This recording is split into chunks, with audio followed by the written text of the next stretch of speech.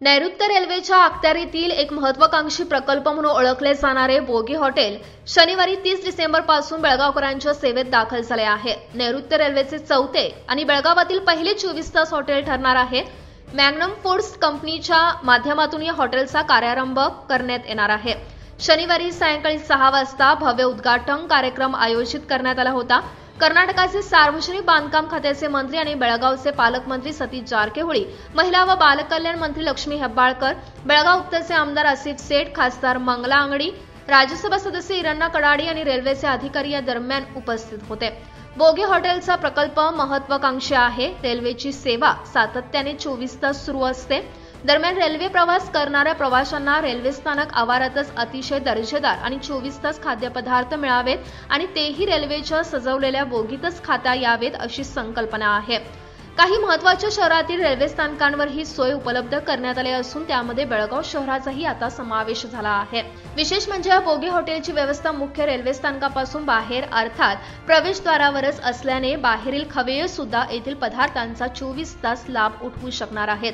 तशी सर्व सुसज्ज व्यवस्था करण्यात आली आहे। या ठिकाणी सर्व प्रकारचे शाकाहारी आणि मांसाहारी भोजन प्रकार, स्नॅक्स आयटम, बिर्याणी तसेच इंडियन, चायनीज आणि कॉन्टिनेंटल आयटम्स चाखायला मिळणार आहेत अशी माहिती मॅग्नम फूड्सचे तनुष कुगजी यांनी दिली आहे। तर बेळगावमध्ये एक नव्यानंच एक रेल्वे विभागमध्ये जे प्रवासी येतात त्या प्रवाशांना एक सुंदर अशी व्यवस्था करण्यासाठी म्हणून तिथे जेवणाची व्यवस्था असू दे किंवा टी बनायची काय ॲक्च्युली काय आहे तुम्ही काय सांगू शकता याच्यावर? बघा सर, हे एक माझं बोगी रेस्टॉरंट आहे। इथं हे पूर्ण ट्रेन आहे, जो ट्रेनचा डबा असतो ना बोगी, तर बोगीच्या आत आम्ही हे रेस्टॉरंट केलं आहे। रेल्वे थ्रू आम्हाला हे टेंडर गावलेलं आहे आणि याची खासियत ही आहे हे पूर्ण आउटलेट 24/7 ओपन राहणार आहे। हे AC लाईन आहे आणि बाहेर आपल्याला ओपन टू स्काय सीटिंग मिळणार आहे।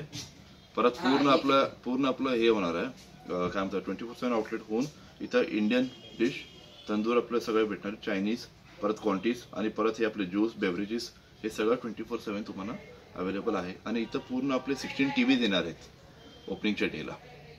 हां, TV देऊन पूर्ण इथं सगळ्यांना एंटरटेनमेंट सगळं भेटणार आहे। या व्यतिरिक्त म्हणजे जेवण वगैरे तयार करता की जेवणामध्ये व्हेज नॉनव्हेज असं काय? व्हेज नॉनव्हेज सर, नॉनव्हेजमध्ये स्पेशली तंदूर आहेत, कबाब आहेत आणि आपला हँडी म्हटलं तर लवकर घेऊन झालं बिर्याणीज, व्हरायटीज ऑफ बिर्याणी आहेत आणि आपलं शॉर्माज आहेत।